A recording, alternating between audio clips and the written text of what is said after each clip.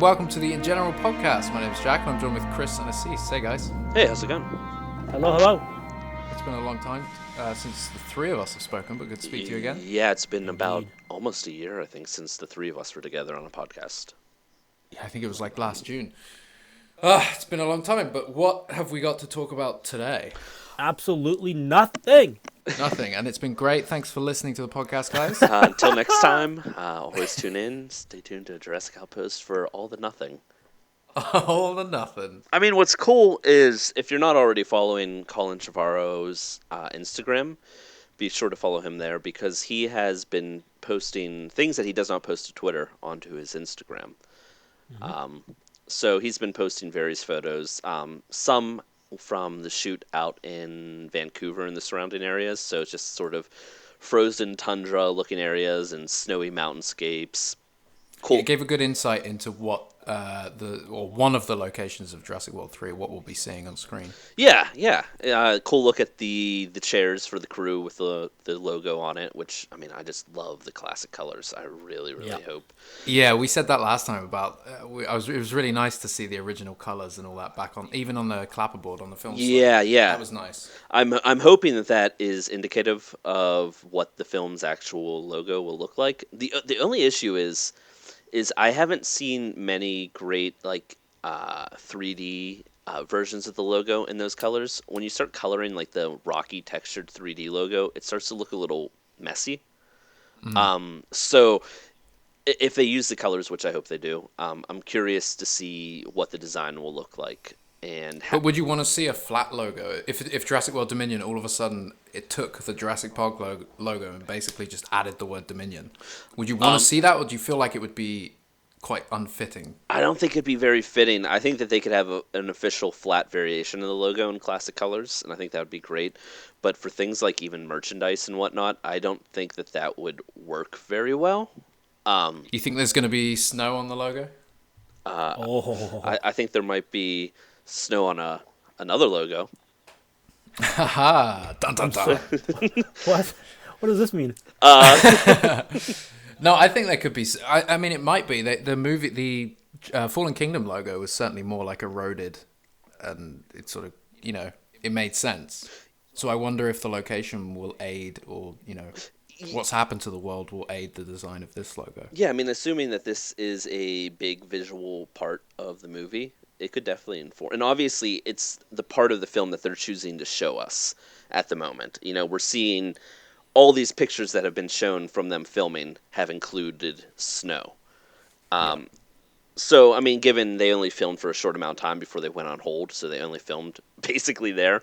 But nonetheless, that is sort of informing our first impression of the film. So it wouldn't surprise me even if, the first logo trailer, instead of in the background ash and embers, like for the Fallen Kingdom poster, if in the background there's, snowflakes or something. I just got cold thinking about that.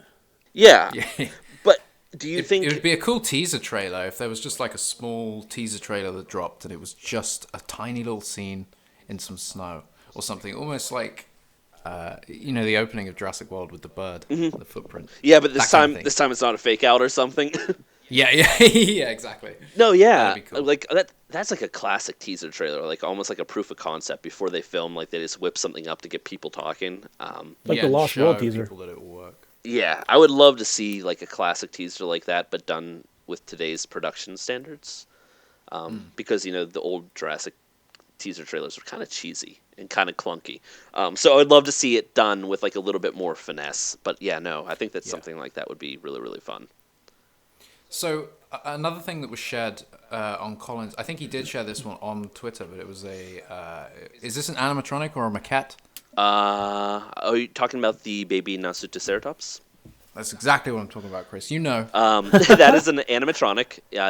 He shared footage of it animating earlier before he showed the final painted version. It looks like it moves pretty fluidly. It seems to have a lot of movement, which is nice. How's the design on that? Obviously, I'm not an expert on this species or any species, but what's it like compared to its sort of real life? Okay, so the baby animal itself is probably exaggerated a bit, in terms of its cute baby-like features. But that aside, they gotta sell toys, man. They gotta sell toys. But that aside, I don't necessarily look at it and think that it doesn't look like a real-world animal. So that's fine with me, and I don't look at it and see traits that necessarily. The feet could be better, but that's a different debate for a different day. It looks good. I want to see it with some dirt Yeah, no, on it, like red dirt or something. Oh yeah, no, it You know? absolutely looks fantastic. I mean, compare that to the Fallen Kingdom animatronics, and the one thing that we all said when we saw those animatronics is like the skin didn't look real. You could tell it was like foam. Like it lacked a certain level of like reflectivity. It's Yeah. like all the colors sort of got a little faded and absorbed into the foam, and it never had that reflectivity of like reptilian like skin. It just never looked right in Fallen Kingdom. And this right away, the first thing I You can noticed. tell this is going to look good because the pose it's in itself isn't a tradition, or it's just sort of on the desk, right? And you can see the ripples in the skin, and you can see like around the I guess the shoulder leading down into the chest. Yeah. You can see how this is going to move, and the skin's going to go with it, like the animatronics we're used to. Yeah, no, absolutely. I just think that the painting on it's fantastic. The materials that they used are fantastic, and the design I think is really really nice. So what's interesting is this is not the first time we've seen a baby Nasutoceratops. We obviously saw a baby Nasutoceratops in Battle at Big Rock. However, what I found interesting is this design doesn't adhere to the Battle at Big Rock baby Nasutoceratops design. I don't mean that it is like different, like a retcon, but it is different. Its horn lengths are a little different, its head shape's different, its leg length is different. This one ultimately ends up looking younger, but it's got a lot of small tweaks to it that make me assume that the animatronic team were not beholden to the Industrial Light and Magic model, which is good because sometimes things that work in a digital space don't work as well in a practical space. So like once they start actually physically sculpting it and bringing it to life, there might be things that they realize, oh, hey, to make this look as good as possible and work as well as possible, we have to make changes. And then that's what they always did in the original movies. Like Stan Winston team, they always said it started with a maquette. Yes. That's where the design would come, and then ILM would then get all of the maquettes, all the final designs, after having influence in the design, right? Yeah, absolutely. I mean, it was collaborative, but for the most part, it was Stan Winston Studios that designed the dinosaurs, along with obviously Spielberg and everybody else. Yes, it was. So this is kind of the reverse of that in a way. Well, it has been the this- reverse. IOM's been designing the dinosaurs, but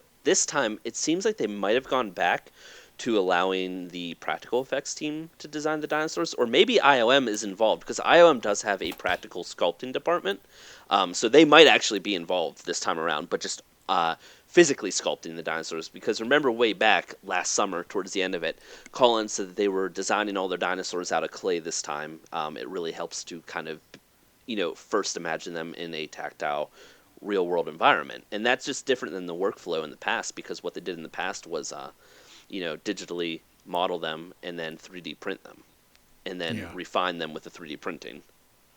It just looks really nice. I think it's going to look great on screen, no matter how it's shot. You can just tell by the way the light hits the paint on it, and it put in a real world environment, and then in a scene where it's actually interacting. Yeah, no, it looks real. I mean, this is an extreme close up, and it's really non-dramatically lit. I mean, this thing is fully lit, and it looks great.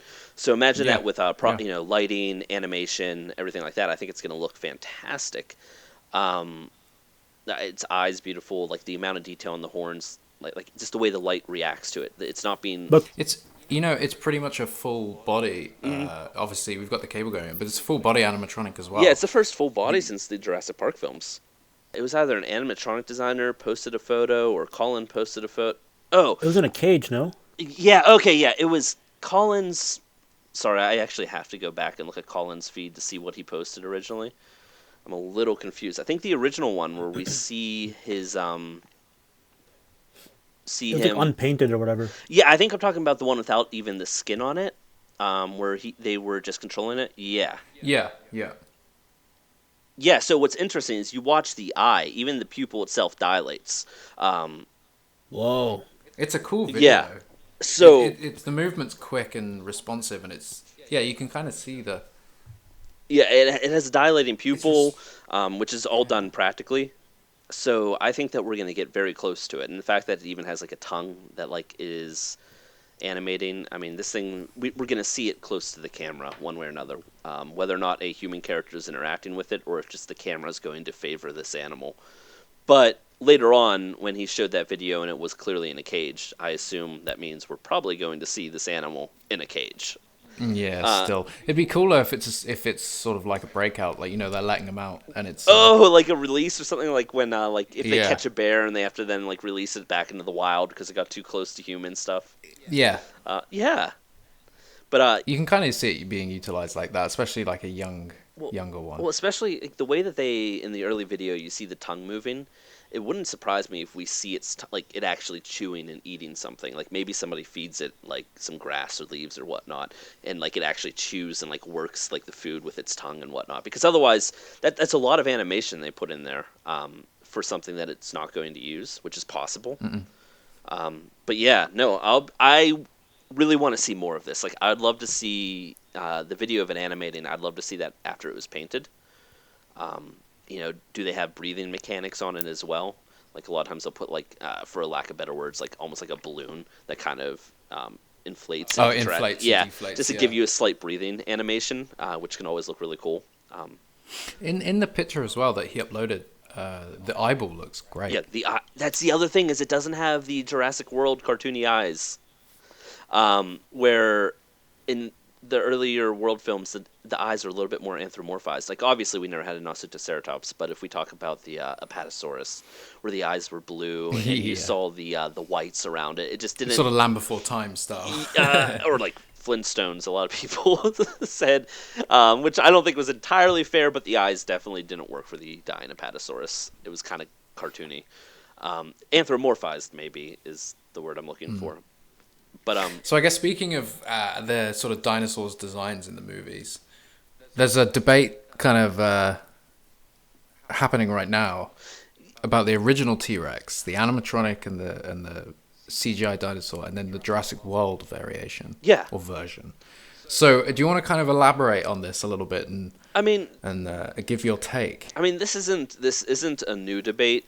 This isn't a new discussion point. It's been a discussion point since Jurassic World came out that people said, hey, the T-Rex looks really different. And it's obvious. I mean, obviously she's older, so the design is going to change just with that. She's going to have changed. We Age know. shaming.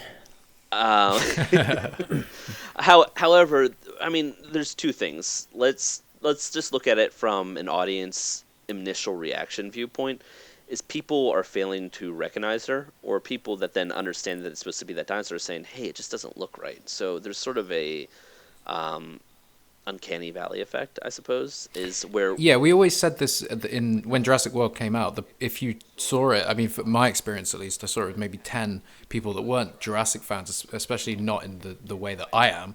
And when that bit came up, it's like it was the original T-Rex. None of them had clocked that or knew it. Because there weren't very many indications in the movie anyway. But I don't think the look of it helps. Doesn't look like... And the problem is the Jurassic Park T-Rex is one of the most iconic film designs of all time for creatures. Arguably, maybe the most iconic film design. So people are really informed on how that animal looks from the Jurassic Park trilogy.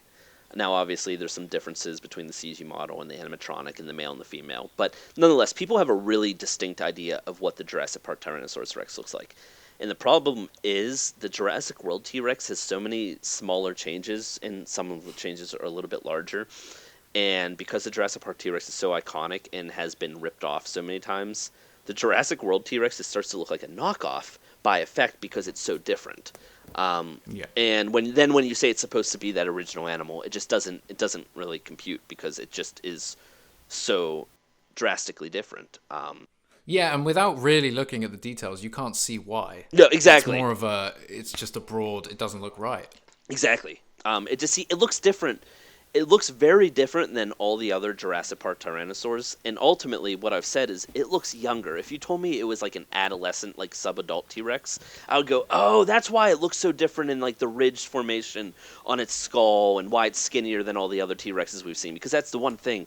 Its skull is less defined, its muscle form is less defined, and it just looks smaller, and it just looks younger by effect. But then with aging, right? So as you age, muscles get smaller. Not for reptiles. Not for Oh, okay, fair point. not for archosaurs, and even the Gotcha. Yeah, it got me. and even the fossil record. What's interesting is even the fossil record, we can see that dinosaurs continue to grow and bulk until they die. They eventually hit sort of let's call it a soft ceiling, where their growth rate is significantly slowed down. However, like crocodiles, there's a lot of evidence to suggest they continue growing until death and continue to. That you don't see a bone mass reduction, you don't see a muscle mass reduction. You see things like their scutes become more calloused and keratinized, so they get kind of thicker, less soft skin, for lack of better words. You would see a distinct degradation of pigmentation in the skin, which means you won't have as much saturation and distinct patterning. Everything becomes a little bit darker, and you won't have a lot of spots and splotches. Rather, it'll kind of just be darker and more uniform in color. You can see that in crocodiles. Right, so she, in a way, the Jurassic World T-Rex, after 20 so years, she should have been as the same size, if not bigger. More or less, she should have had the same definition in her head. The skull shape wouldn't have changed. No, yeah, the skull shape is changed too much. That wouldn't be aging, no matter which way you shake it. Things like the teeth. Yeah, sure. It's an inconsistency in the design. But would you saying that her skin color would be darker overall? Probably darker. Probably darker. Oh, at least with the top. How creepy they could have made it though if she was this relic, this yeah. Because obviously she's got scratches on that are supposed to be from the raptors, right, and various other things. But yeah, aside from that, she's looking good. Color-wise. So, the things that you might see more depression and then kind of sagginess of the skin underneath the throat. That might be kind of fatter and saggier, for lack of better words. That you would probably. Man, they could have made her look so done. Yeah, and great, tired. Here's mom. She's not in. Yeah, she's too old for this shit. And you calling her old? Done things sunk in the eyes a little bit more. So the thing is the Jurassic Park T-Rex, it has very, very distinct orbital sockets, both in the sculpt and in then the paint, because it's dark. The paint was dark in there, and I think if they would have further emphasized that would have helped with the aging. And then rather than making it sort of all yellowish, saturated yellowish, it's lost all of the there were a lot of pale whites and darker yellows and whatnot. So instead of it being all a light yellow, which she ultimately kind of ended up, it should have been darker, and then a lot of those it should have been more grays, depigmentation, rather than kind of. She looks like a if you ever go to an old smoker's bar or whatnot, and they have a fish hanging up over or something, and it's all yellowed at that point, all one uniform color of yellow, where you can kind of get an idea of a pattern. That's what she looks like, especially the animatronic in Fallen Kingdom. It just looks like it was like an old taxidermy T-Rex. In that sense, it looks old, but not because it looks old. It looks like a young T-Rex that died and then just kind of got degraded. Yeah, I know what you mean. The side-by-side shot, in Jurassic World, where she comes onto the helipad at the end. Mm-hmm. It just looks small, the head. Oh, yeah. In parts of things, it's just the design's different. And, yeah, I mean, there's always going to... To me, she has an oversized head. She just looks like... that traditional shot where it's roaring at you, the head's huge. It's so much bigger than... almost it should be, but that's the Jurassic T-Rex. Well, so yeah, the Jurassic Park T-Rex, I think some of the things that seem to be missing in the Jurassic World T-Rex is the Jurassic Park T-Rex, its snout starts out narrower, and then it really widens out to the base of the skull by the orbital sockets and whatnot. And the Jurassic World T-Rex seems to stay more like a uniform or a less tapered design. The brow ridges, the suborbital ridges, all the scutes and whatnot, they're less pronounced. All of her details are rounded off. She's lost all of the muscular, the angular designs of the face. So it's more uniform in shape, which is strange because that's not anything that would happen with age. It's just a design difference. And also the lower jaw itself is significantly less bulky. And then the masseter muscle, which is the muscle that connects the skull and the jaw, for chewing and jaw articulation. It now connects at the wrong spot, where in Jurassic Park it connected at the right spot, which then also just makes her mouth look a little weird. There's just, So quite a few things you could say. oh yeah, I mean, I think that Ethan on Twitter did a really good job of just basically summing it up in a few short words. Yeah, it's a good side by side to show the differences in the skull structure, and then also, as you pointed out, the sort of deeper, what do you call it, like the individual muscle, like around the eye, and all the different details. It sort of looks like little bubbling. It's all the different individual bits. It's kind of all been smoothed out, like you said. And then also on top of that, something that isn't even talked. Even her neck, man, the neck muscles and like the ripples in the neck are all just more pulled back, like she's a hell of a lot younger. Yeah, and it's strange, isn't it? And so part of the thing is, and real quick before we even go there, is another thing that we're not even talking about is the scales on her skin are completely different than the scales that they were in Jurassic Park. It's like they took a rough idea of her dimensions, and then after they sculpted out, they really didn't reference the animatronic at all, which is strange because the animatronic is our best idea of what the fine details on the Jurassic Park T-Rex look like. And it's also the animatronic Jurassic Park T-Rex is what informs our idea of what its head shape is, because anytime there's a close-up of the T-Rexes in the series, it's always been an animatronic head.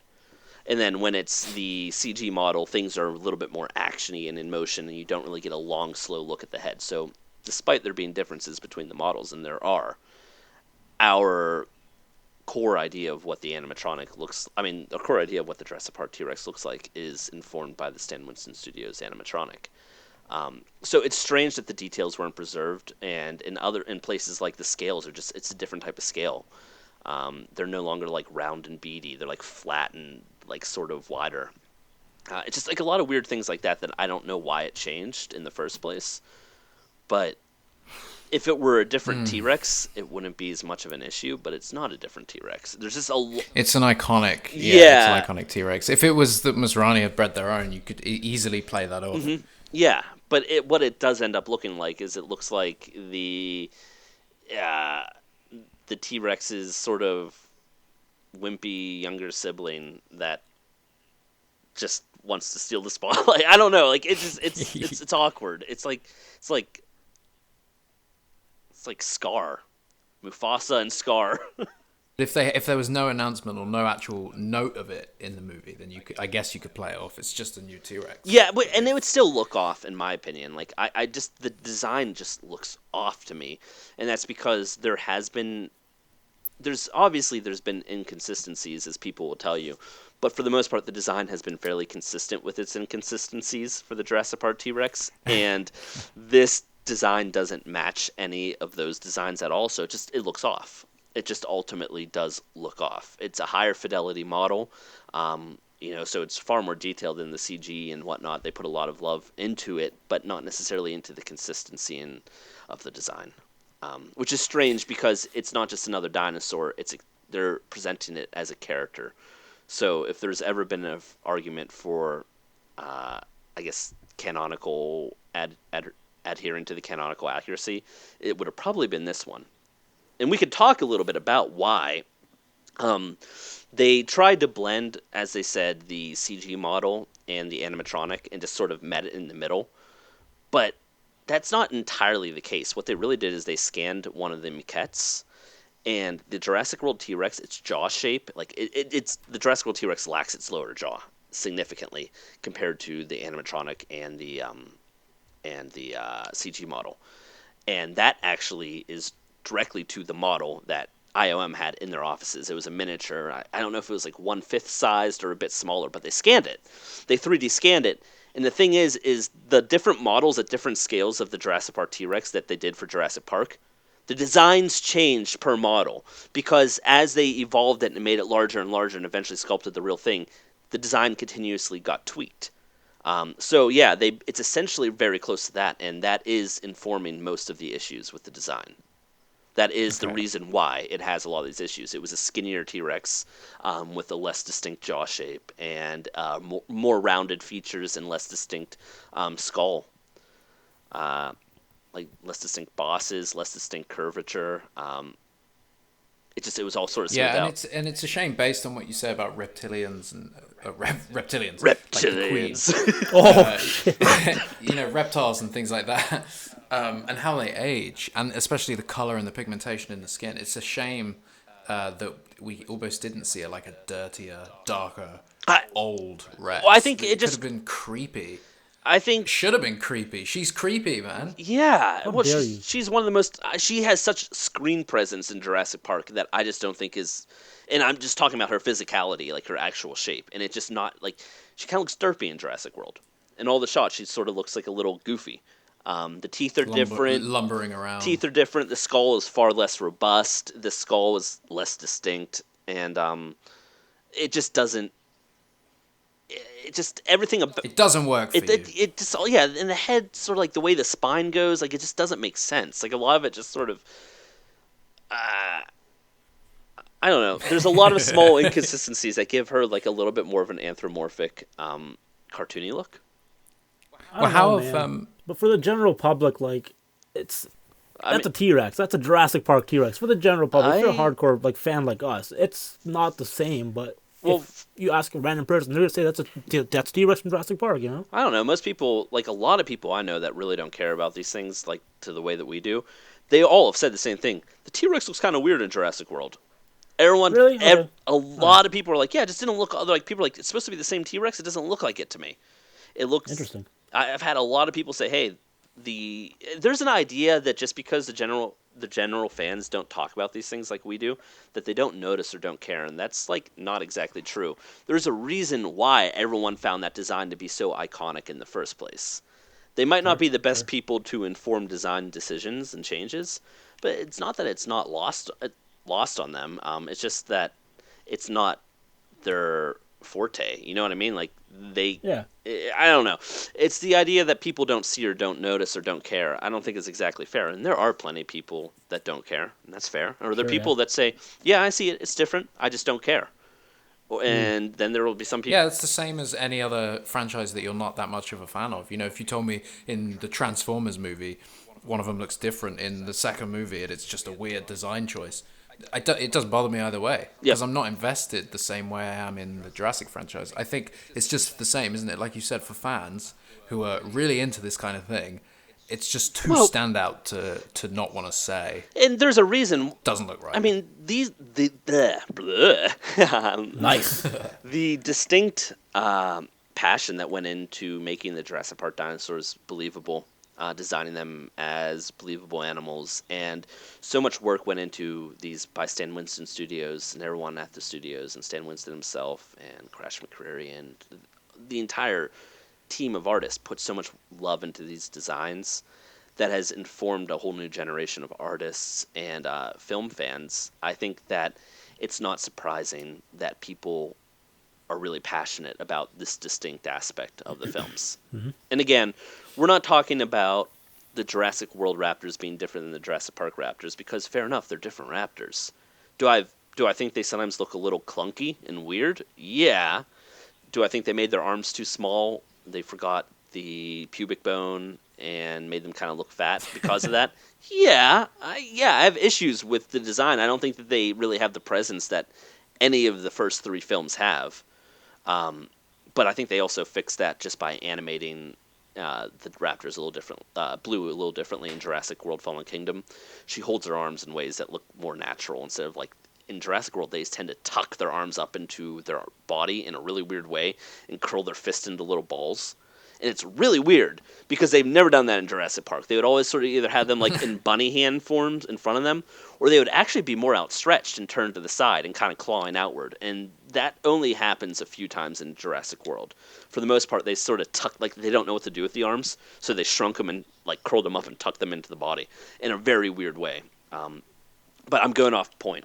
What I'm getting at is, yeah,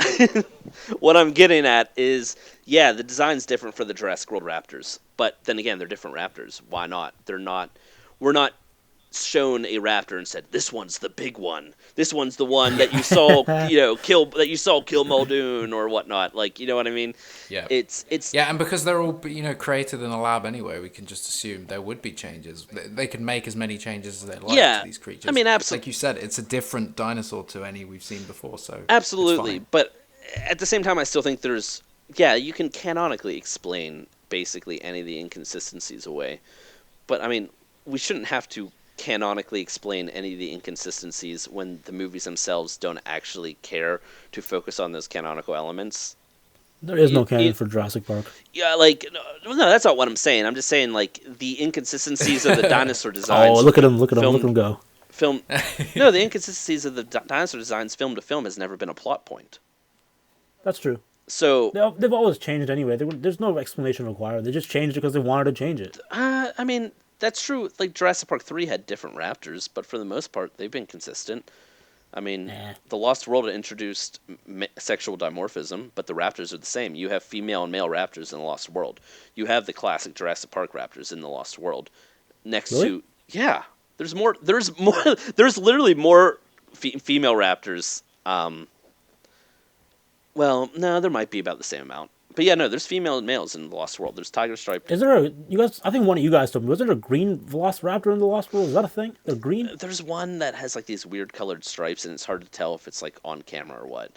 Okay. We'll have to wait till the Jurassic Vault 4K screenshots to really take a look at that. Oh, man.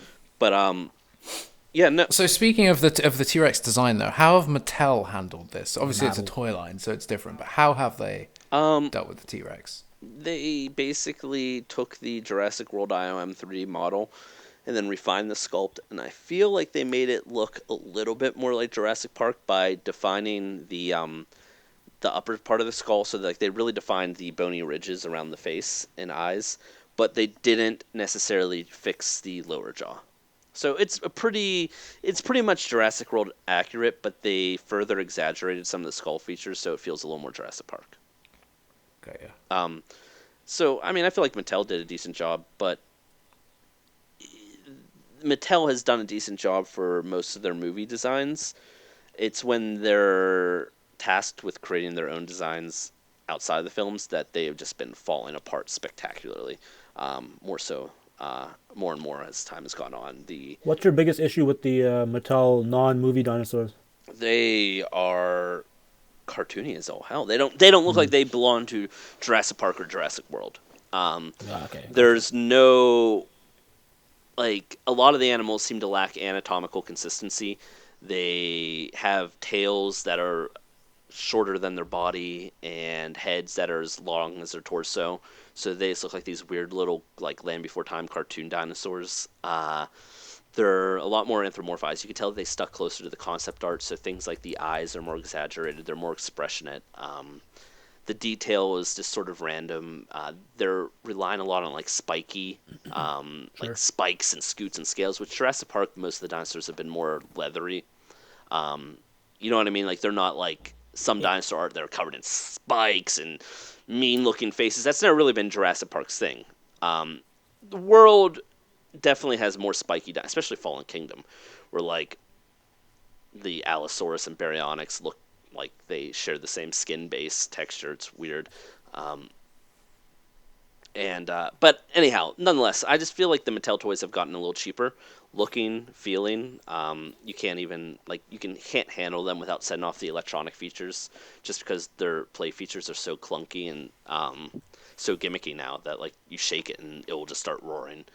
And a lot of them just don't look great.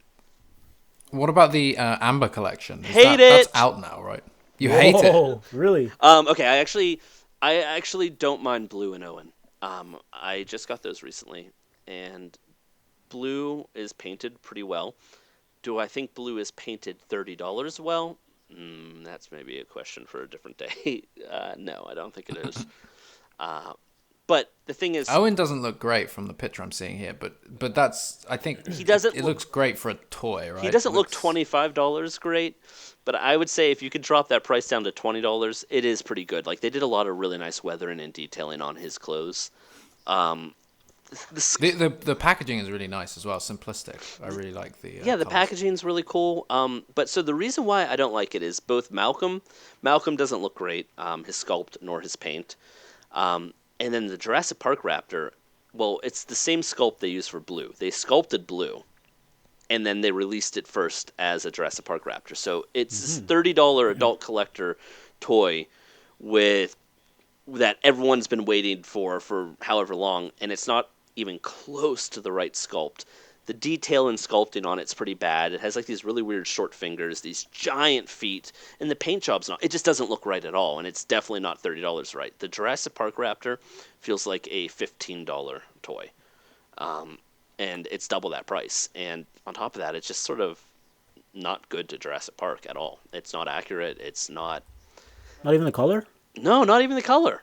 There should be patterning. The whole thing feels very cheap. Like when you, at least with Blue, there was a lot of color variation and color patterning in her paint job, and it's actually kind of impressive. Yeah, it looks good. Yeah, it's kind of impressive. But the Jurassic Park Raptor, no, it's it lacks the pubic bone. It's just, I mean, the entire sculpt is wrong, but it's distinctly, it stands out with the lack of the pubic bone and then the entire skull shape. The Jurassic World Raptors and Jurassic Park Raptors have, I mean, obviously they have different skin texture, but their skull shape's entirely different. Yeah, their head's different. Yeah, their head's different. And you want to know why their head's different? Because again, IOM scanned the maquette they had on the full body maquette they had on hand at their offices, and guess what? The Jurassic World Raptors are a 1-1 match for that maquette.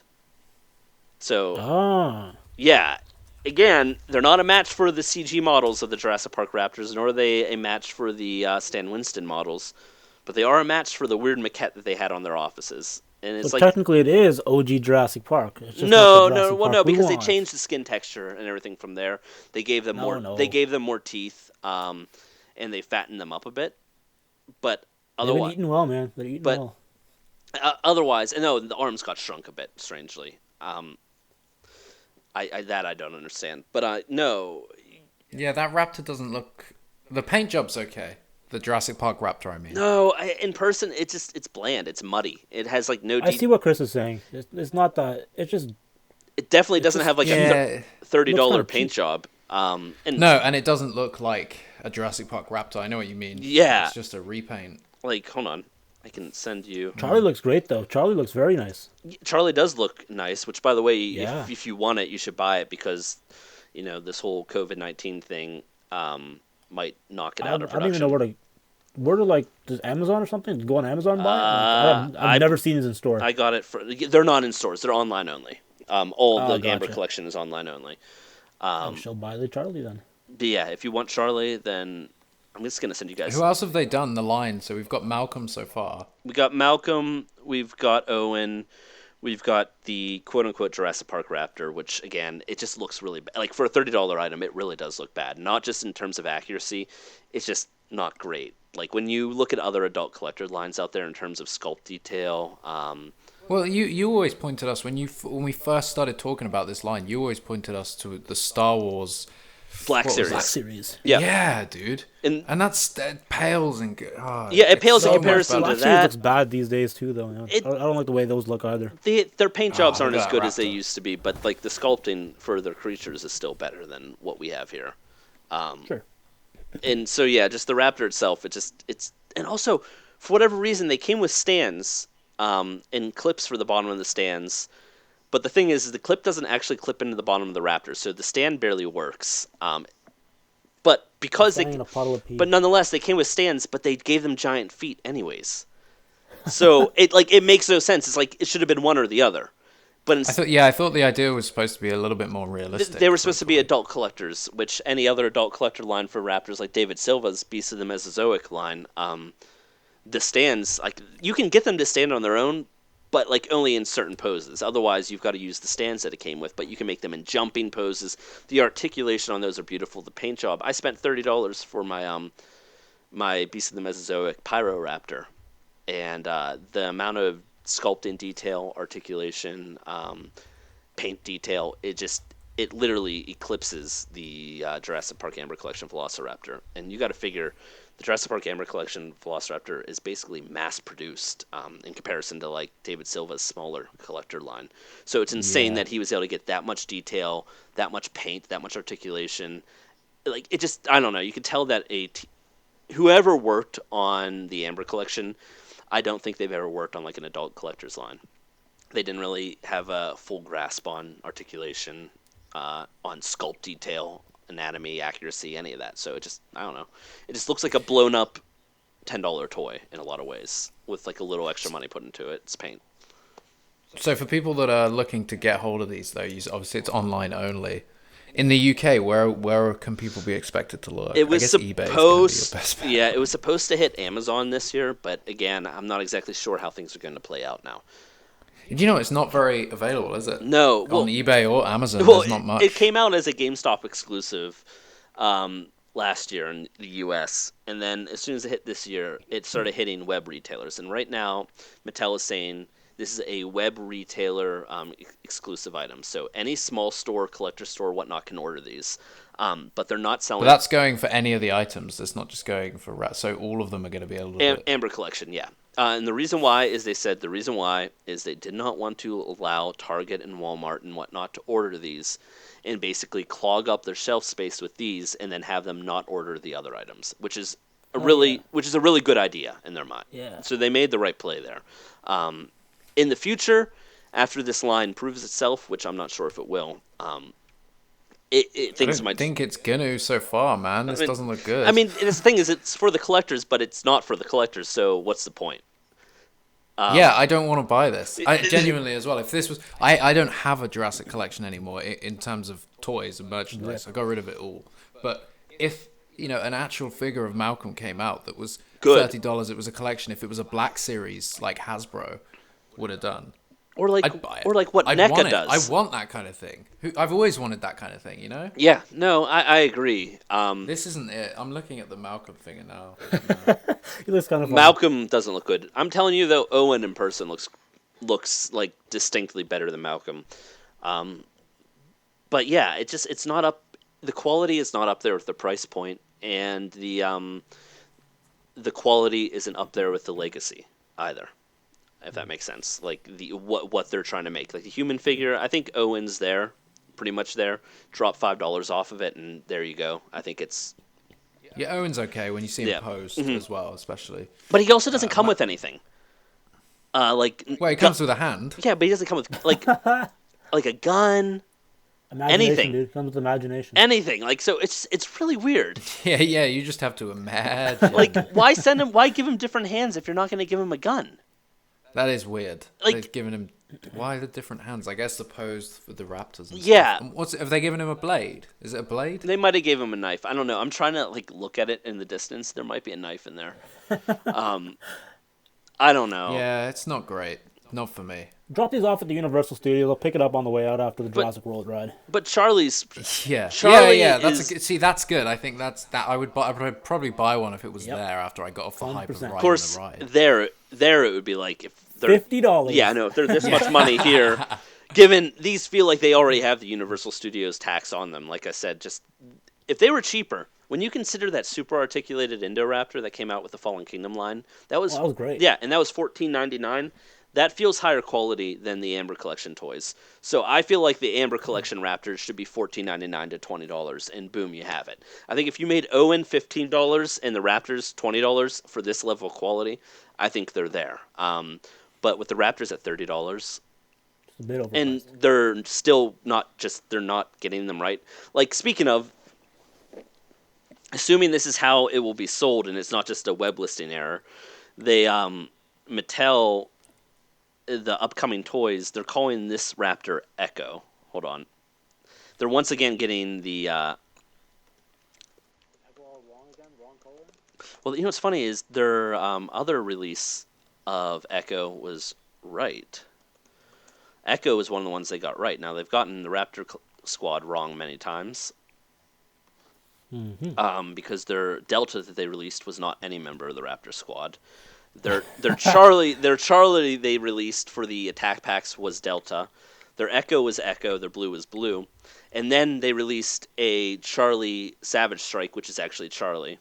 And now their Delta Savage Strike... That's Echo? No, it's not Echo. Their Echo... Holy hell. Their Echo Savage Strike is not even a Raptor from the Raptor Squad. But here's the thing, is it actually hasn't hit stores, so maybe Smith's Toys got the listing wrong. But I'm not really willing to give them the benefit of the doubt because they've continuously got the Raptors wrong. You know what, dude? Look at the size of its feet as well. They got the brown. My goodness. It's brown at least. It's not yellow. No. Echo should be yellow. What? I thought she was brown. No, she's yellow. I just posted on Outpost the other day. Picture of her. She's got kind of a cool design when it's actually shown properly. Yeah, she's here. Hold on, I will show you. But speaking about the Amber collection, so the next ones that are rumored to be out, right? There was a Nedry and Dilophosaurus. Not even a rumor. It's been announced. Nedry and Dilophosaurus. We haven't seen them. No, see, I really want to see that. If they get it right, if they get the Dilophosaurus right, I will definitely want it. But I'm just not looking forward to a Dilophosaurus. Dude, if they get Nedry right, I'm getting Nedry. That's the figure I want. If they make him fat like he was in the movie... Oh, yeah, they would definitely... Oh, my God. It'd be funny if he cost more money because he took more plastic. He's going to be shredded like the original series.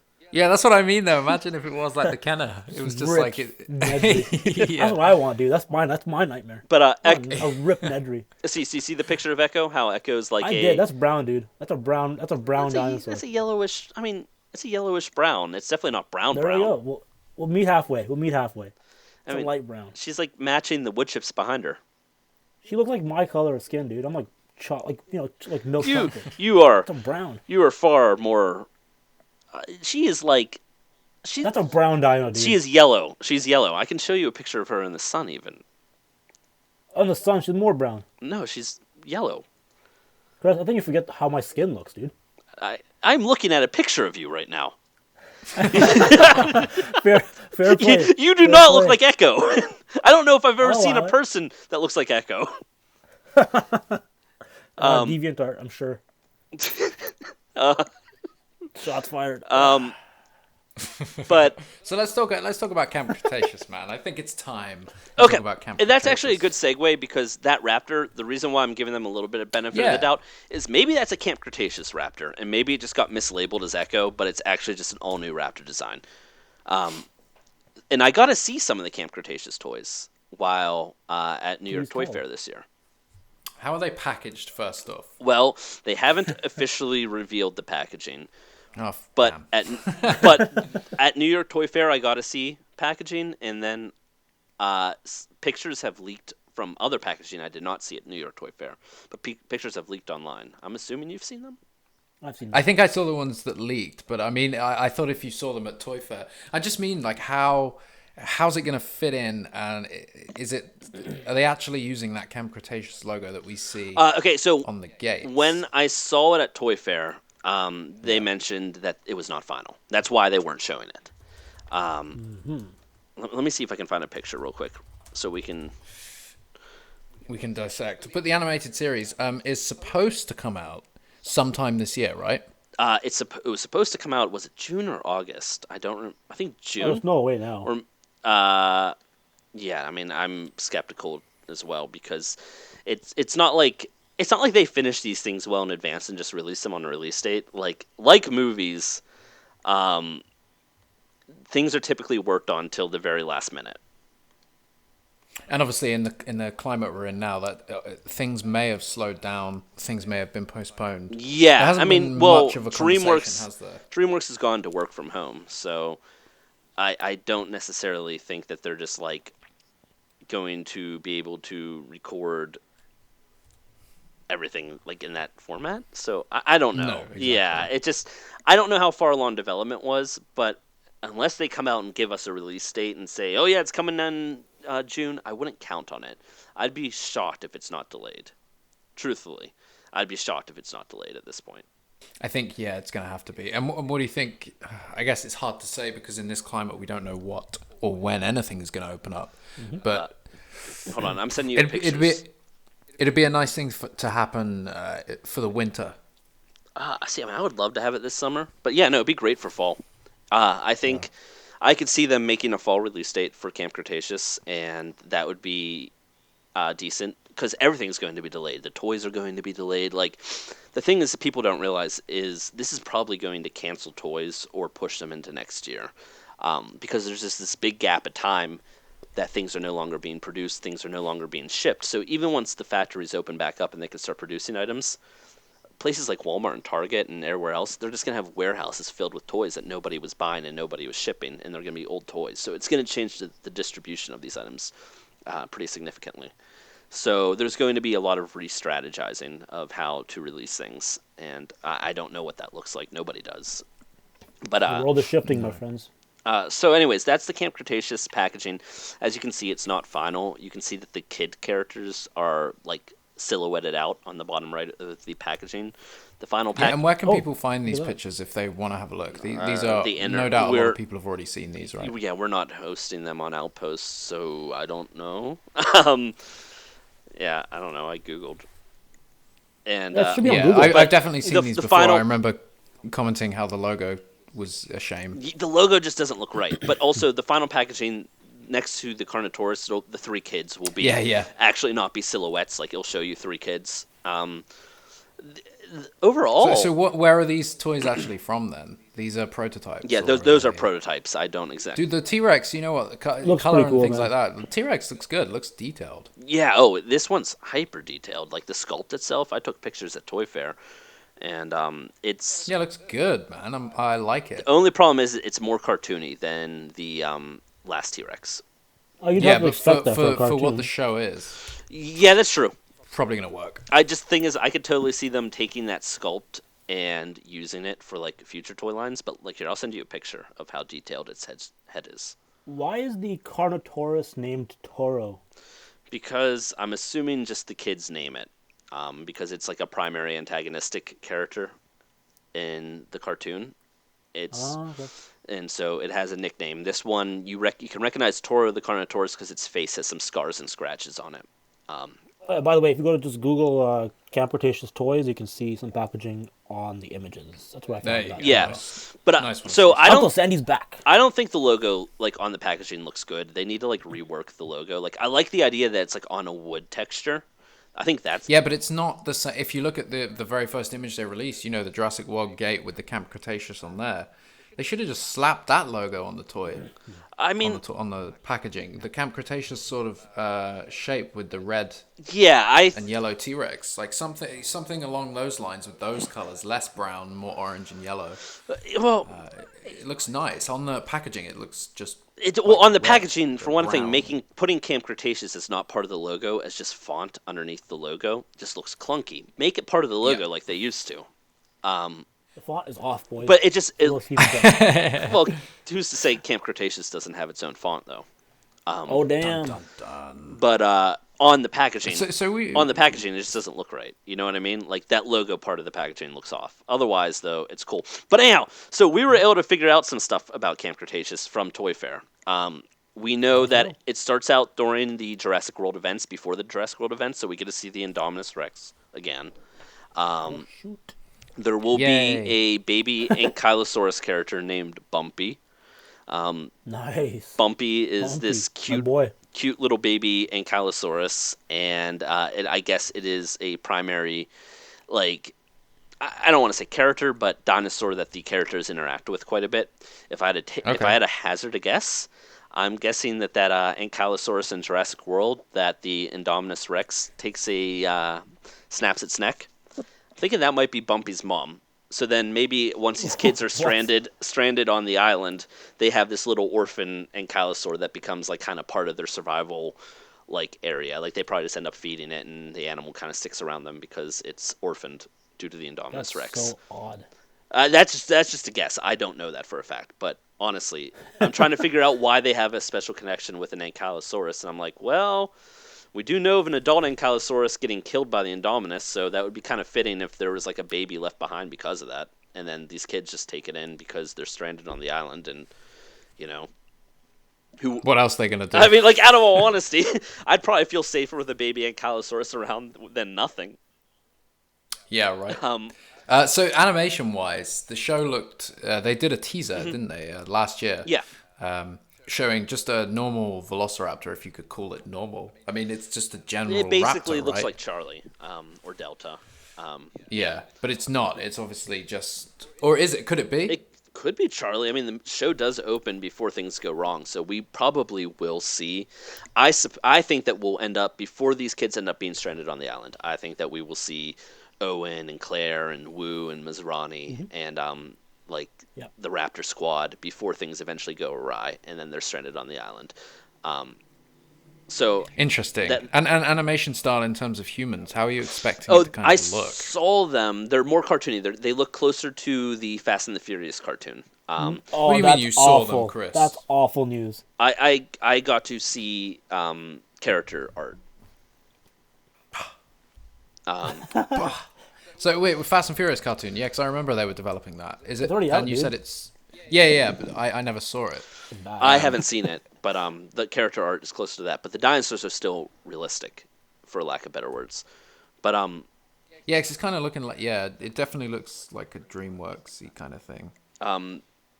Yeah, so I mean, I'm interested to see where that goes. So we're able to learn a few things though. So not only was there obviously Bumpy, the Ankylosaurus, and everything like that, there were also other dinosaurs. So the Ceratosaurus is going to return to Camp Cretaceous. Great. Which is cool because we haven't seen the Ceratosaurus since Jurassic Park 3. So it's going to be the same sort of texture paint job. It seems like it. Here, I mean, I can show you a picture of the toy. She's like, that seems to be Jurassic Park 3 to me. I'll be the judge of that. But it's a cool design, and nonetheless, the toy. Yeah, I really like the kind the of toy seems to be doing roughness. Seems to be doing it justice, which is fun. Great. So there were a few other things. There are apparently multiple Baryonyx in the show with names. Right. With names. One of them Barry by any chance? No. So there is Baryonyx. There's one named Grim. There's one named Grim. He's like a light brown, green, like over top, and like some red above his eye crest. There's one named Limbo. It's like a darker green with like a brown over top him. And there's one named Chaos, and Chaos seems to be like the Fallen Kingdom Baryonyx colors. Okay. For as best as I can tell. But yeah, there's 3 of them, which is interesting. Like they're up to some more shady stuff. Yeah, I mean, I can understand they wanted to show dinosaur variation in the show, I suppose, and these kids, assuming they're trying to keep tabs on like what's around them, I think it is easier naming a dinosaur than like being like the Baryonyx with the red above its eye is back, as opposed to the green, or like whatnot. So I mean, in that sense, I do kind of think that it makes sense to have some named animals showing up in this. There's nothing wrong with that. In this capacity. Yeah. So this one I'm sending you over is Grim. Actually, you can just see all of their minis with their names right here. Looks like they're bleeding from the eyes. It looks half developed. Because that's a very early prototype, and we had to take down those photos because they gave them to us mistakenly. Yeah. Don't understand how the press kit at Toy Fair ended up including early 2021 prototypes, but they did, and we had to take them all down, which is really funny. It's the exact same as the other ones that come out. I mean, that sculpt is the same Baryonyx, but that sculpt is one of the best ones Mattel's done, so I really don't... I'd love some variation, but in the same sense, that paint job looks cool. So there, you can see some of the named animals. You can see Carnotaurus toro in there. You can see something really interesting, a bioluminescent Parasaurolophus. What is going on with this show? Just for people that obviously can't see this because it was taken down, what are we looking at here? This is from the Mattel catalog. And it was part of the what's it called? The press kit, the Toy Fair press kit that we were handed literally on a flash drive. And then I was like, I had asked them at Mattel the next day, I'm like, why are all the items that are on your press kit not on display here? And also, why do they all look so early and clunky in the press kit? Like, where are the photos of the toys you have on display? Why does this look so clunky? You know, like, I asked, and eventually they're like, well, what's on the press kit you got? And I'm like, here, I'll show you.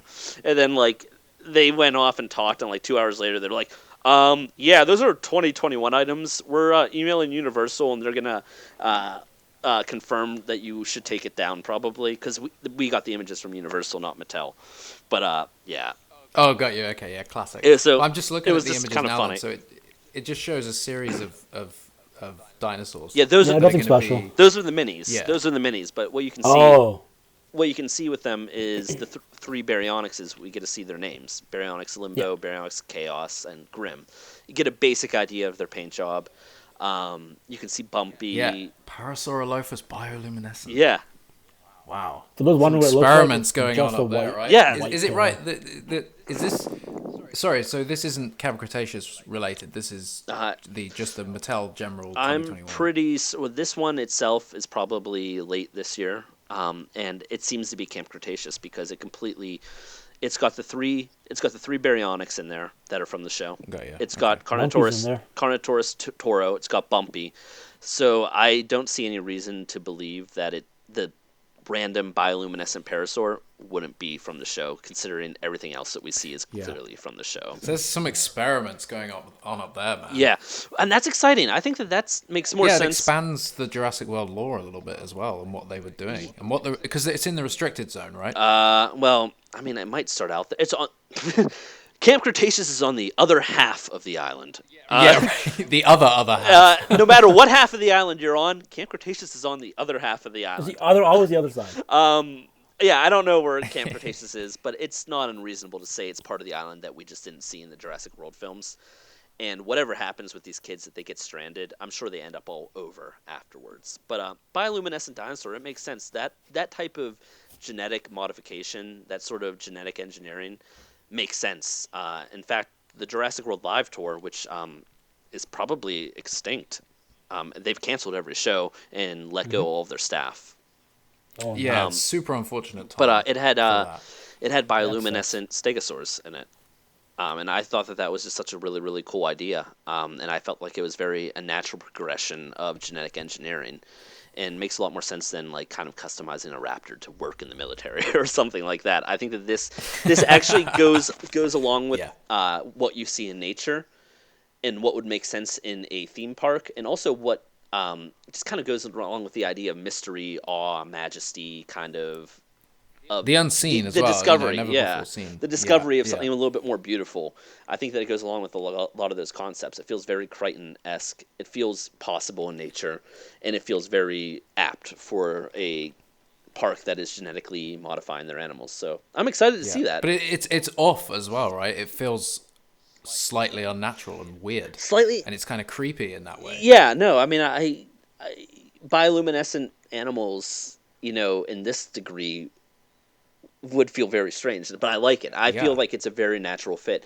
I could see a Jurassic Park sequel having introduced like a genetic strand of bioluminescent animals. Like I could see that being something that would have shown up in one of the original sequels. It just feels very natural. It feels like a very natural fit for just Jurassic Park and Crichton. And like I said, it's just it's a quieter, more beautiful look at genetic modification. And I think that it kind of goes with like those just the awe and majesty of Jurassic Park that movie sought to influence alongside the scarier bits. So I like it. I don't know. It feels very natural. It feels very cool, geeky science.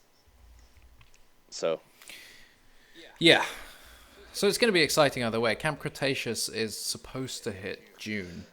I think it was June or August of this year, but obviously, as we know, it's going to be a little bit later. It will probably be later. We're predicting, yeah. There hasn't been a word said about it, I don't believe. No, well, at Toy Fair, they told us that there would be more news coming very soon after Toy Fair, and it just didn't happen.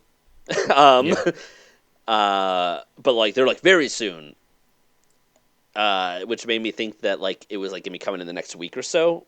And it just obviously never happened, so I don't know what's going on at this point. And then obviously, I felt things were delayed before everything with COVID-19 started kicking off.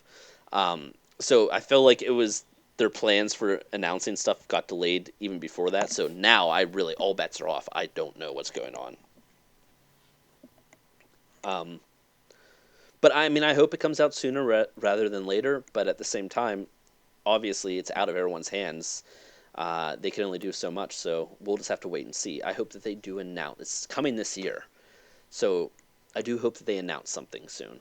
And the listing is still on Netflix, isn't it? Oh yeah, they wouldn't take it down. It's been up there for a while. I mean, that's how we found out about it, is they listed it too soon. We found out about Camp Cretaceous because you could search Jurassic World, and under suggestions it would say Jurassic World Camp Cretaceous, and everyone's like, what the hell is that? I remember. People, we were wondering, like, is it Big Rock? Because we didn't know what Battle of Big Rock was called then. So, like, there was like a lot of speculation. Yeah, but then it was the toys, right? It was the toys that spoiled. Yes, the toys gave away Big Rock. Then we, Mattel. Well, Universal, more like. Yeah, I mean, Big Rock was supposed to come out with Hobbs and Shaw before it in theaters. Yeah. So, do you know what? It is a real shame, actually, that we couldn't have seen Battle of Big Rock in a theater. Yeah, I would have loved to see. Damn. Just the sound design, everything that. I don't think. Yeah, we never. Just the look of it, man. Just the look of it. I want to see that on a huge screen. It feels very. It's very interesting. Colin really redefined his style for Battle at Big Rock. The way that he worked with the camera, the way that he framed the animals, the way that just it would, for such a short film, it even found ways to linger on the animals in ways that I felt like the Jurassic World films didn't.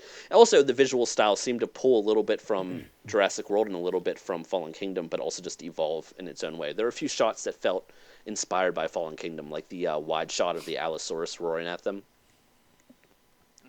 when they had like the spear and whatnot. That sort of had that framing that felt like it was an evolution of Fallen Kingdom cinematography. And but I don't know. It was really cool seeing the dinosaurs being scary again. In a way that the general atmosphere felt of it naturalistic. Was great, and the environment. Yeah. And then I love the footage at the end, obviously. During I love watching the compies great. chase the girl. The compies chase the girl. That is great. So let's talk about Jurassic World 3. Let's talk about Dominion. It's gonna have dinosaurs. It's gonna have dinosaurs in it, but we don't know when we will see those dinosaurs. So obviously, as we know, as we said last time as well, everything's been postponed until further notice, until things clear up a little bit. So Andrea, it wasn't that far into filming, so obviously they have the majority of the filming to do. There was a big chunk of work to do. Scheduling conflicts can be difficult, and obviously if it's 6 months and things pick up again, there could be other movies that these stars are attached to that they may have to go to. And obviously I think a lot of studios have already said they'll work together to try and make everybody's project happen after these delays, because it's out of everybody's control. Yeah. But it might mean a minor casting change. It might mean that some of the work they've done up in Vancouver will have to be reshot anyway. I mean, if you think about it, if it's Maisie, that's because she was in Vancouver for some of the filming, correct? Yes. If it's predominantly on her, and for example, she has a growth spurt between, if it's 6 months, if it's a year time before they actually get back to filming, if there is any form of change, obviously they can do some visual effects work, but it may just be easier to reshoot the couple of days they would have done with her in Canada. That's absolutely true. I think that there's just a lot of unknowns right now. I'm obviously, even from like a selfish perspective, I'm hoping that Jurassic is like the biggest film on all the stars' dockets at the moment. So once things kick back in, I really do hope it gets priority. The other thing is people are saying they hope the film isn't delayed. I mean, I've seen a lot of people saying that. Well, I'm gonna cut through that noise and say something different. I hope the film is delayed. Controversial. Chris likes controversy. Because otherwise, they're gonna have to cut a lot of corners to make that original date, and the movie will suffer because of it. And that would involve putting higher strain on the visual effects teams, as well as cutting a lot of practical effects.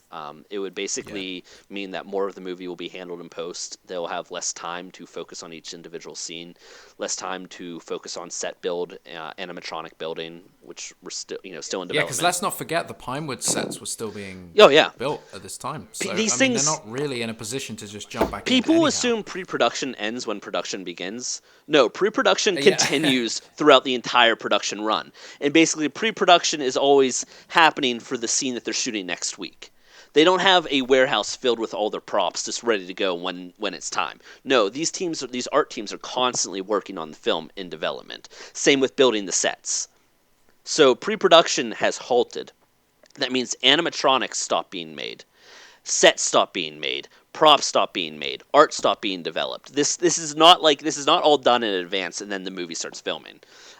So if they resume production, they've lost a lot of time in the pre-production outlook and workflow. And if they want to make the original date, they have to film as long as they were originally going to film. They're not going to be able to film that long, which means things would have to be cut. Ultimately, the movie would suffer because of it, and then it's just going to put a higher strain on the VFX artists. Yeah, I mean, it's weird to think that the movie wouldn't be delayed. It's obviously going to it be better be at delayed. some point. Most movies have. It's just kind of scary they haven't announced a delay yet. And my hope is maybe they're trying to figure out, okay, how soon can we start filming? So how long do we have to delay it all the way to June 2022? Or can we possibly delay it to December. winter 2021? And if that aesthetically fits with the movie, I don't think I would be opposed to that. I don't know why anyone would be, really. Yeah, I mean, we've seen it'd be a fresh thing for a Jurassic film. Star Wars movies were traditionally summer movies, and there was a lot of controversy when they moved The Force Awakens to December. Everyone said, "Oh, it's not right. It's against the grain," and then it went and became the highest-grossing film. At the end of the day, I understand that, but it's kind of like it's still it's just a movie. Exactly. It doesn't really matter when you watch it. Yeah, just put the damn thing out. Exactly. And I think I'd take a winter release because then it's only 6 months or so of delay, and if things clear up in the next couple of months, they could get back on track pretty swiftly, and then a 6 month delay makes sense. Gives them a little bit more extra time to adapt. Now I don't catch up, and then adequate time for visual effects, but that's only providing that we're not. No, realistically, 6 months quarantine down the line. Realistically, is COVID-19 going to be not an issue in a few months? No, but if quarantine procedures are placed in effect and kept in effect properly, it'll be less of an issue. Now, getting back to work, things like Pinewood Studios, they would probably need to reestablish certain. I don't know what their sick leave. I don't know how things work at Pinewood and what things work like on the production. But doing things like doing temperature checks, generally speaking, trying to keep less people in tight areas, providing things like masks, having very easy sick leave, things like that will have to happen for the movie to resume filming safely. And that's going to be with most jobs. So, I mean, they can go back and start working, hopefully, within a few months. But the workflow and safety procedures, there'll have to be a little bit more strained. So things will have to be a little bit more health-oriented to get things moving, which is fine. I just hope that they look at it the same way, rather than just trying to jump back into it and have an outbreak, and then the entire movie has to shut down because half the crew is sick. Yeah, exactly. I think every industry in that sense is going to change, at least the protocols they have to follow. It's just interesting because in the UK, there's no real way to tell how soon anything is going to get back together. At the moment, we're in that trying to slow that curve. Everybody's trying to remain inside and stick to the sort of government orders. But there was a lady, I forget, she was a doctor. I don't know what her role was, but she was a medical officer, and she said at a press conference in the UK that it might be 6 months or more before the country gets back to normal. But that doesn't mean Pinewood wouldn't open during. No. It just wouldn't be. That's kind of the point. It wouldn't be normal. They would have to, I think for Pinewood to reopen, they would have to do things like cut their elective classes. Basically, focus only on the film crews that they have in there, and cut some of their get some of the movies moving. Cut some of their side projects. Reduce the amount of people they have in there. Put things like temperature checks so people that are running a fever can't come to work. Because that happens all the time. People need their jobs, and unfortunately, a lot of times there's not a lot of job. At least in the U.S., there's not a lot of job security, so you can't afford calling off sick. They need to put that job security in there, and they also need screening, so people don't have to feel guilty. It's like the employer will say, "Hey, listen, go home. You're sick. It's fine. We'll figure this out." It's going to be a very gradual change as well, back into normality, and normality won't really be the same. Yeah, normality isn't. It's not going to be flicking a switch and we're back to normal. It's going to be No.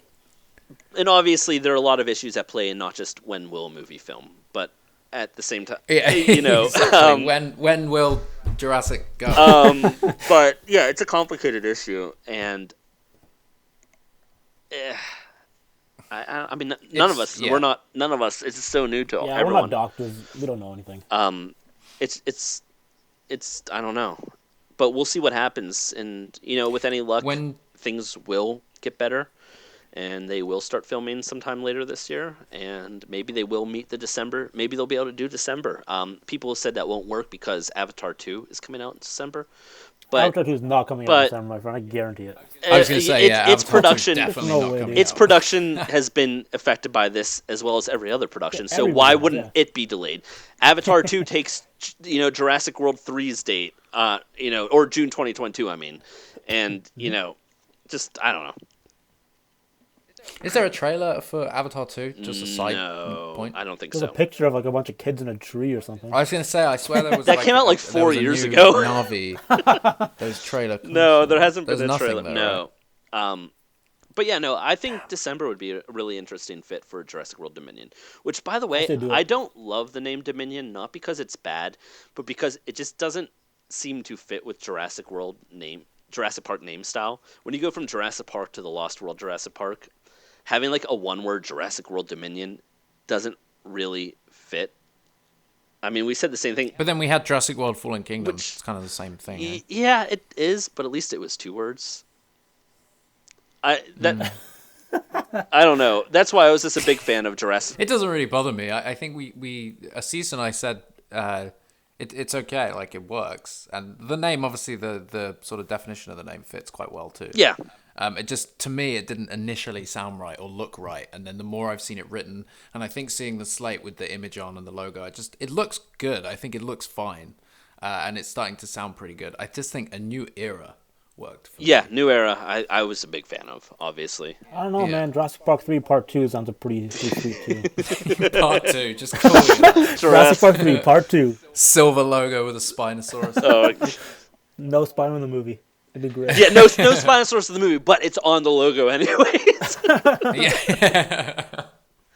Oh, that'd be fun. Oh, man. But, yeah, I don't know. I'm not huge on the title, but I don't dislike it either. It definitely doesn't sound like the end of a series or anything like that. It just sounds... Maybe it won't be, hint, hint, hint. Yeah, it's obviously not. Oh, insider information. Chris likes dinos. Logical information, but people keep going off of from back like during Jurassic Park 3 when they're like, we have the rights for 6 movies, blah blah blah. Well, they haven't said that for 20 years that they've had the rights for 6 movies. They obviously have more rights. When Jurassic World blew up and became the giant movie that it was, they obviously went and hopped on and they're like, let's license more Jurassic movies and let's license things like cartoons, which are now happening. Let's potentially live action TV shows. Let's license things like what's it called? Let's license things like the Jurassic World Live Tour, which was supposed to be touring for the next 3 years, well past the movies. So obviously they have a program, and they're not going to want to have all these programs out there, like toys and everything like that, without films. So let's be real.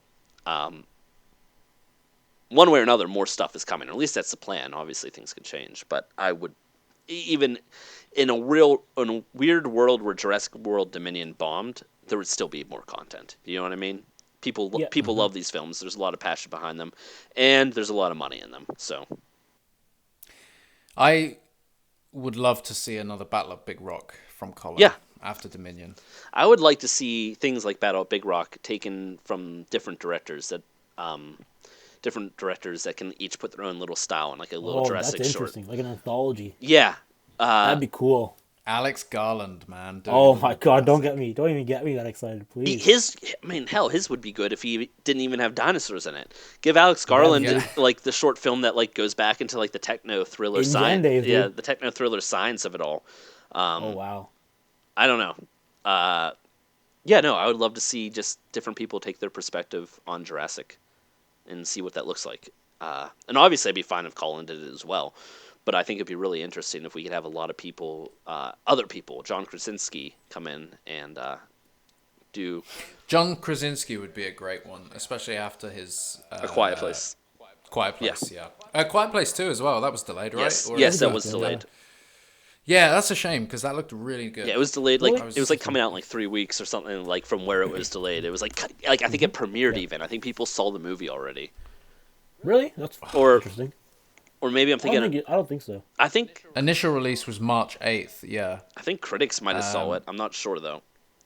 Oh, maybe. Release date delayed. Yeah, it was delayed. Yeah, you're right. It was delayed pretty much after some people would have seen a premiere. Quite place September 4th. Yeah. Wow. And that's even optimistic because when that delay was said, it was like, okay, yeah, that makes sense. But now I'm looking forward. I'm like, are audiences going to be flooding to theaters in September? Like, Will there be theaters in September? Yeah.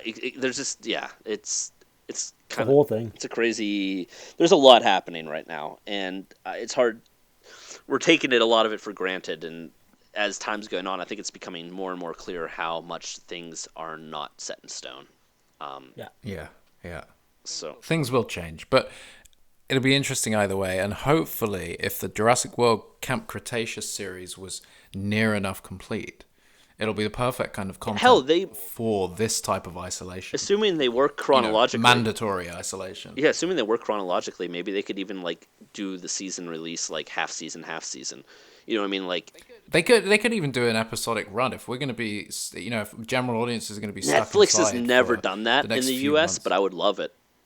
They do it in the UK for certain shows, but I think that's more because of how the networks work in the US. Like Better Call Saul, for example, we get it episodically, weekly, but that's because of how it's playing on is it AMC in America? Yeah. It's released weekly.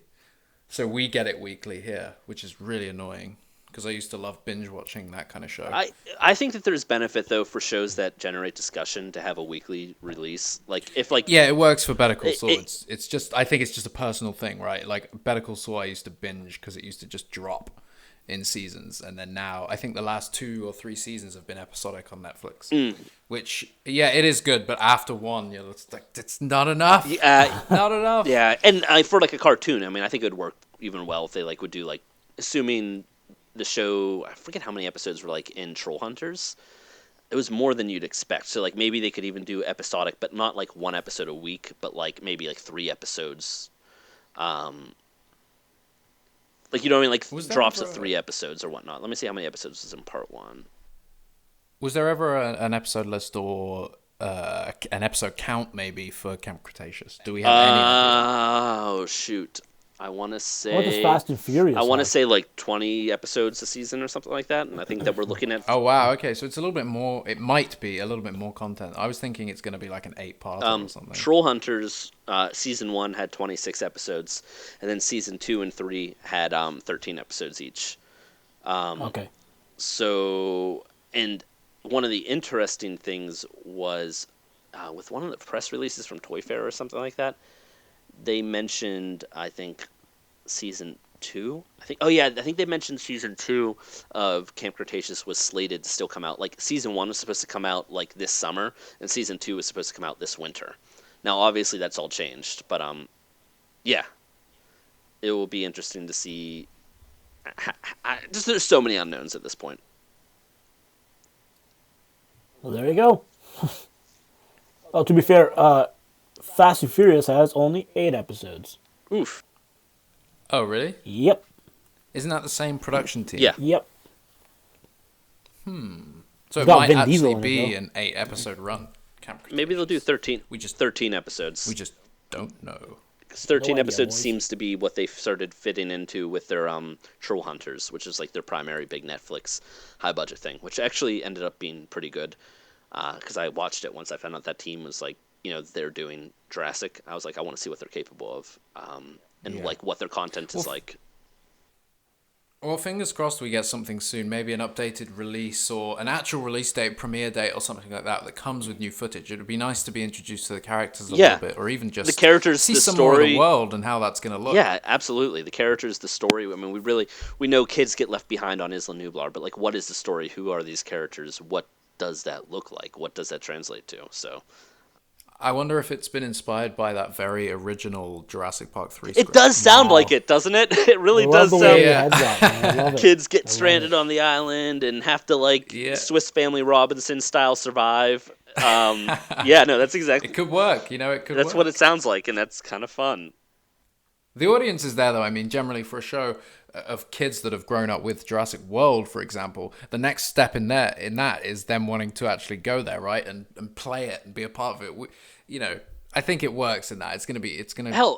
Season 1 itself for Camp Cretaceous might be, most of it is before things go awry. Like, a lot of Season 1 could be, like, showing us the open park from a different perspective. And then... Yeah, really positive side to it. And then... Because they're there for a special thing, right? Like a summer camp, basically. Training. Like an intern. Yeah. Like, like volunteer programs, like at zoos and whatnot. How you can stay at the zoo and everything. So, yeah, I think it's similar to what... Claire did in the Evolution of Claire. Given that was college-aged interns, and that was before the park was open, and I don't think these kids are like college age. I think this might be like high school age intern, like summer camp program. But it's like a summer camp where you like work at the park, volunteer at the park or whatnot, and have like a summer camp like initiative. And it has its own hub that the rest of the park, like, visitors don't get to go to, which makes sense. It would be weird if like and here's where our summer camp, like, you know what I mean? Like, they have their own little private part of the park for the summer camp. Yeah, which is why we haven't seen it. So we get to see it from a new perspective, and then obviously eventually things go wrong, and somehow they get left behind. Maybe their camp counselors get eaten. Hey, we can only hope so. We can only hope. Yeah, let's hope for some death. Some gore. Just eviscerate them. Some gore. Let's either let's get the Nedry death from the book. Just their intestines pulled out. Dude, I was literally just thinking that, the intestines. That's such a good scene. Oh, it's so dark. Yeah, I'd love to see that recreated. In Camp Cretaceous, just took those pages. Just one of the kids just screaming, "Oh my god!" Holding his own intestines. Gross. But it would be cool somebody to recreate that scene from the novel. Yeah. Just go out with a Dilophosaurus animatronic. Go back to that same location that they shot on Kauai. Yeah, they just, small little passion project. Nothing too difficult. Yeah. No, something small. Someone get Jack Dillamar on the horn. I'll do it. Could you imagine how cool it would be to get Wayne Knight back to be like, we want to recreate that scene, my God, more gory. More like the book. We want to ruin you more. We want to destroy your body more. Yeah, we're gonna fire a couple more shotguns into you because it was a shotgun, right? They used full of the whatever it was. Yeah, something like that. Yeah, that sounds dangerous. Yeah, I remember. Well, I'm sure it was a modified shotgun, not quite. No, it had the pellets. They were just hoping it would miss. Thank God it did. Oh my God. No, but I remember reading, I think it must have been Total Film or something, one of the UK magazines.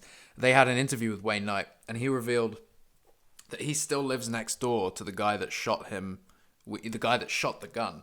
They shot the gloopy stuff on his face. He still lives next door to him, and they share an shot awkward... the gloopy stuff on his face. Chris. Yeah, that can be awkward afterwards. All right, let's wrap this up. We're back, baby. Oh, we're back. Yeah, great. Nice talking with you guys, and I'm sure, or hopefully, there'll be some actual Jurassic something soon. Something little new, Jurassic something. Little something. That'd be cool. Bit of noise. An update. Any final thoughts, guys? I would love if, I don't think I actually chimed in on this. I would love if the Jurassic Park T-Rex design returns for Jurassic World 3 somewhat. Obviously with the appropriate scars and a little bit of aging. That would be cool. And just canonically say that wherever she's living now affected her diet, and now she looks better. She was just really sick during the other Jurassic World films. Yeah, they weren't feeding they weren't. Right, man. The island just didn't have what she needed, and wherever the hell she is now, it had the exact nutrients she needed, and she just she really recovered. Yeah. And in that sense, because general audiences don't care, apparently, according to a lot of people. According to even so, a lot of people say that general audiences don't care. They won't care if they change her this time either. Make her fucking feathered. Let's do it. And and as other people say, the Jurassic Park dinosaurs always change. Well, then at the same time, there's no reason not to change. There's no reason not to change it again. I love the way you think, Christopher. Why not get it right? Fair point.